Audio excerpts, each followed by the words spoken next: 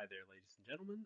Today we are talking about the various African kingdoms and empires of the period 600 to 1450. Doing something a little different. I'm not turning my camera on so you guys get the full picture. Also, so that you don't see me wildly gesticulating when the focus should be on the words. Let me know what you think about that. Um, Via Canvas or Messenger or whatever method you use to communicate with me. Um, Remind, not Messenger. Sorry. Just tell me that because if you need to have the presence of a wildly gesticulating guy in the bottom corner for remote lessons, we can do that. Or you can simply enjoy the whole thing. I did a couple of different things with this one, so let me know what you think. Okay. Much like Europe and Asia. And you don't have to write this down. This is just one of those things that I want you to be aware of before we go into it. This whole unit in world history, when we're talking about the Americas and then Afro-Eurasia, especially Africa and Asia, we really don't talk about Europe in this unit because it's kind of a preview of a pre-European arrival. So you don't have to write any of this down, like I said, but just like Europe and Asia, where you wouldn't mistake French for German or Russian for English, you shouldn't mistake different African groups for one another. We have a very nasty habit here in the US of saying Africa as though it's all one singular place, and it's not. You can see, we're not going to go into all of this because we simply don't have the time, but you can see on this map here the sheer number of states that existed in West Africa and East Africa, the two locations that we're going to look at, are very, very well varied. Um, and a lot of these civilizations never developed writing, and as such, their pre contact history is gone. We're also going to see the tragedies of the slave trade and of colonialism really do a number on a lot of African states, but we're going to try to peer back through that. And I know I'm rambling, so I'm going to try to stop, but it's very important to remember that a lot of pre-modern Africa has some really cool stuff, including, and we'll see these about halfway through this lesson, my favorite buildings of all time. So let's actually take a look and see what we can learn about pre-slave trade, pre-colonial Africa. Could be some really fun stuff in here. This is one of my favorite lessons to teach. I know I say that a lot, but it really is so cool to get to teach this lesson. All right, the first couple empires we're going to look at are located in West Africa. And this is one of those things where I've numbered all of this. I have taken the text and colorized it so you know the important bits. I'll also let you know what you need to write down. So first we're starting West Africa, then we're going to look at East Africa.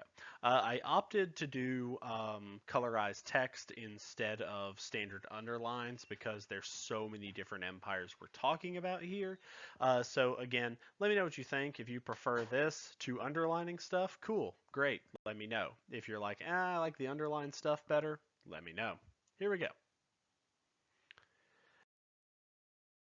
Okay, so the first bit is actually not um, an imperial state, and I do want you to write down each of the numbered pieces. You're not going to write very much for each of the individual bits, just because there's very little information about a lot of them. So just put the number, the dates. I'll even make the dates optional because I put them in more or less chronological order. Okay, so first thing first in West Africa, the spread of Islam. Islam was initially located in North Africa, so I would put that if I were you. And that was a part of the initial spread of Islam outward from the Arabian Peninsula. But it does eventually arrive in West Africa due to the work of those traders that we talked about in our last unit along the Trans-Saharan trade route.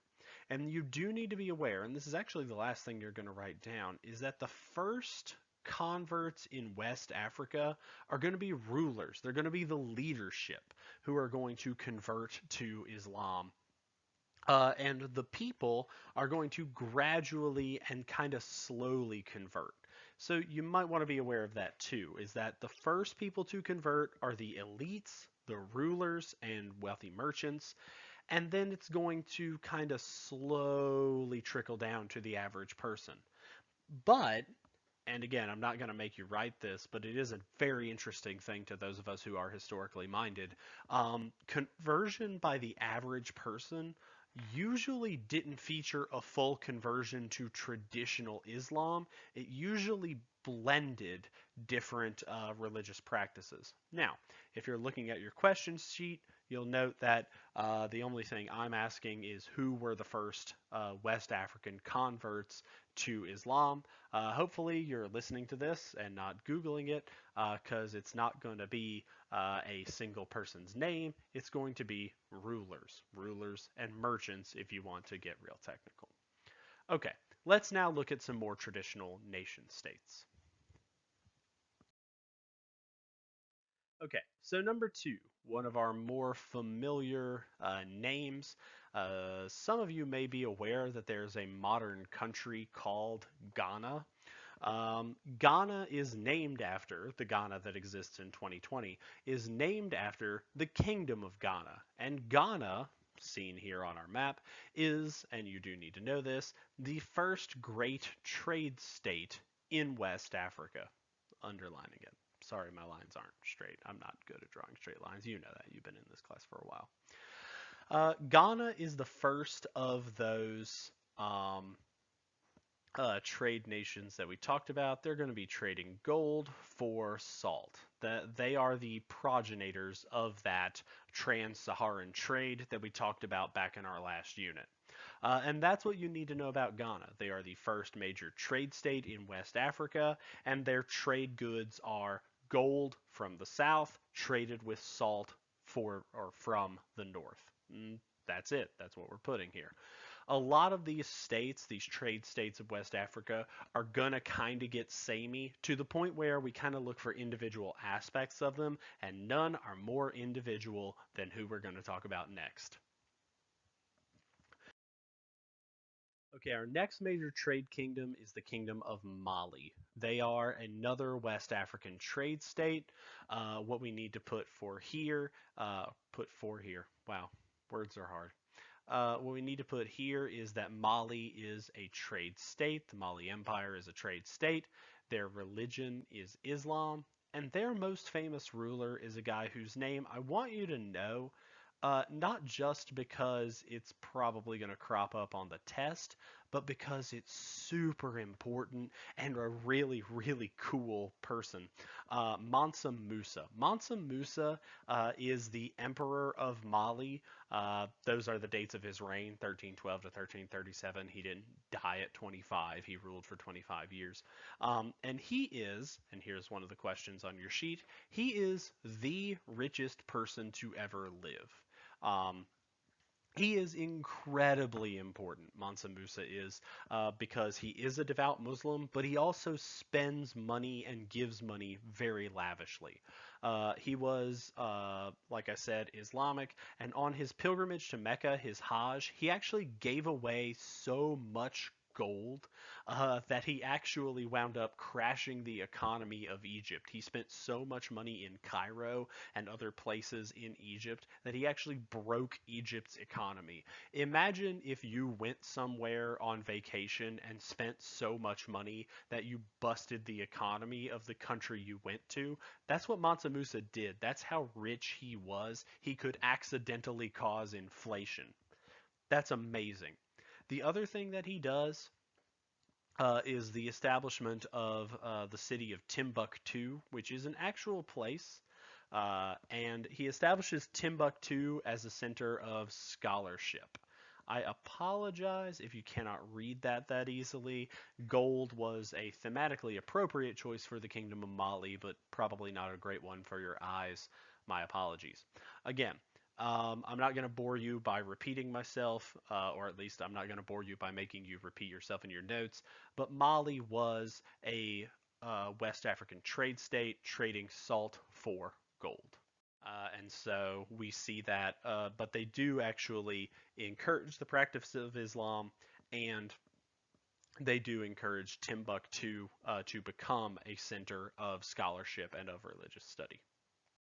And on our next slide, we have a pair of images from the Kingdom of Mali. I accidentally mislabeled this. This mosque slash madrasa Islamic University on the left is actually the Great Mosque at Jannah, which is not the same place as Timbuktu. There is a Great Mosque in Timbuktu that is very similar looking to this one. If you look on our map here, you can actually see that Timbuktu, right there, is a crossroads on the trade routes of the salt for gold trade route. And you can also see the route of Mansa Musa's Hajj. There's where he gets to Cairo, where he spends too much, goes to Mecca, and then he came back. Very impressive thing. All right. Just like how when we talked about the Native American civilizations and we talked about the Maya in great detail and the Aztecs in great detail, and then we got to the Inca and it was kind of like comparing them. Same thing with the Songhai. The Songhai Empire was actually really powerful, but it kind of pales in comparison to the Ghana and the Mali empires. So what you need to be aware of is that the Songhai they were a West African trade state. They gained control of trade. I guess I should underline the gained part too. There we go. And they did so by controlling the cities of Timbuktu and Jannah. But they're simply not going to reflect as amazingly on the history of West Africa as Mansa Musa and the Mali Empire.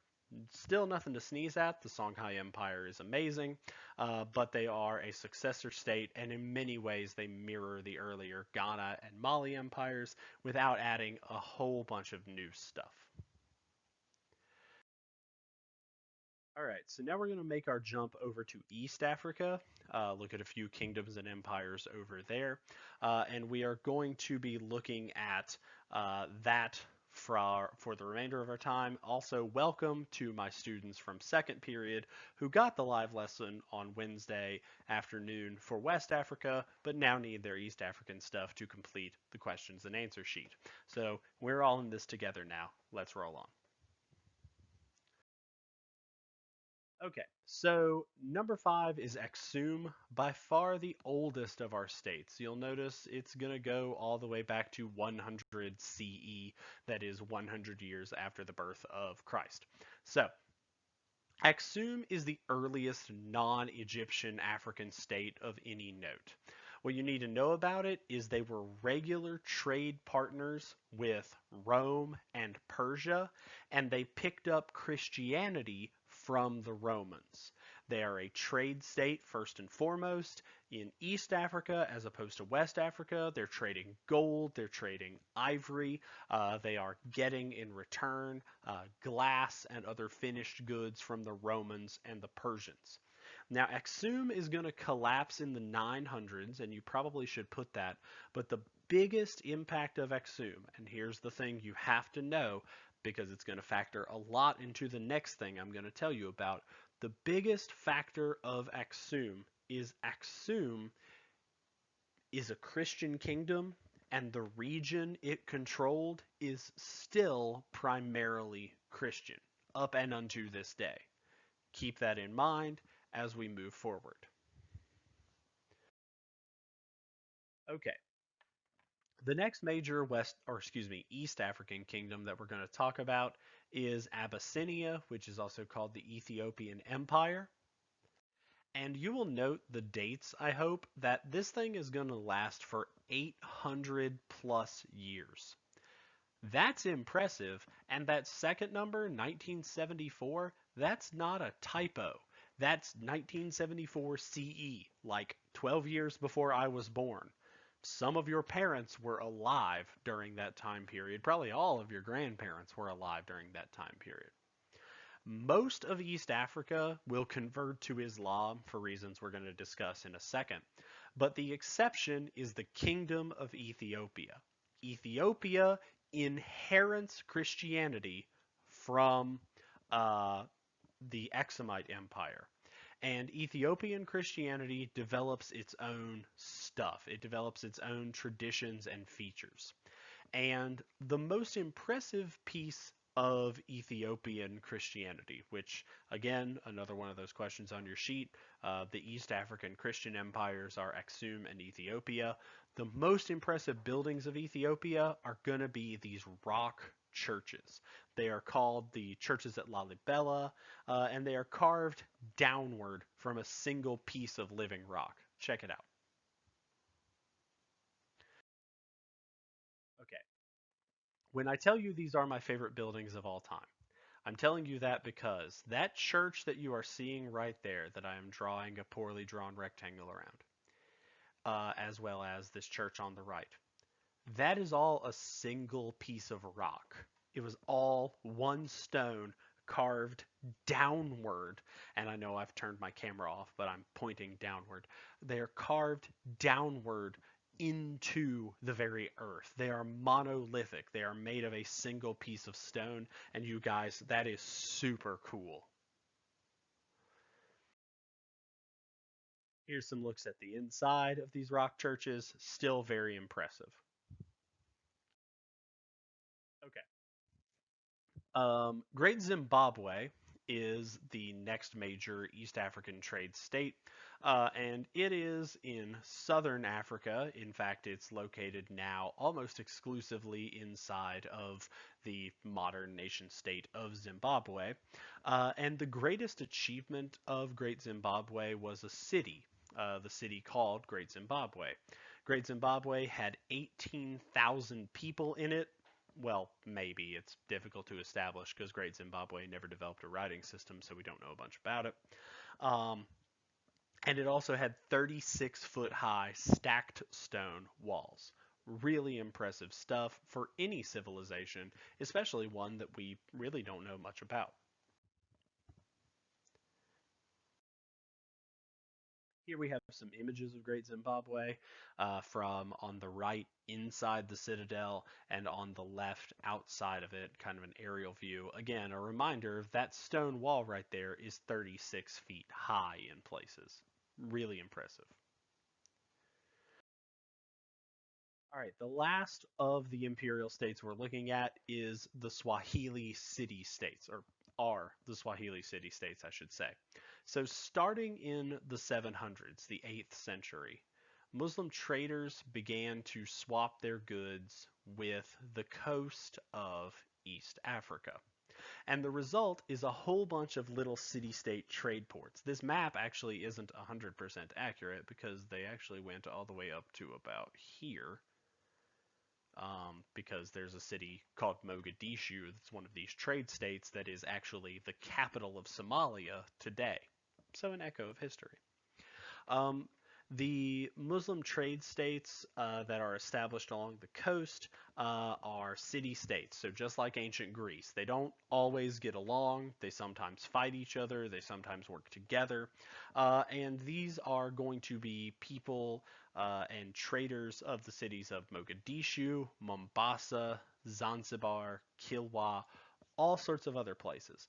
These East African traders are going to be the ones who swap ivory and gold and, unfortunately, slaves with Arabia and the Indian Peninsula. And this is where the Chinese traders like Zheng He, who we talked about earlier, where he gets his giraffe, that all comes from these Swahili city-states. So that is a look in under 20 minutes. I'm somewhat proud of myself. That's a look at these various African empires in both West Africa and East Africa. If you have any questions on the questions, just let me know. Send a message on Remind or on Canvas or via email. I'll be happy to respond to it. Thank you so much for your time. Sorry if this was a little bit rushed, and I will talk with you later. Okay.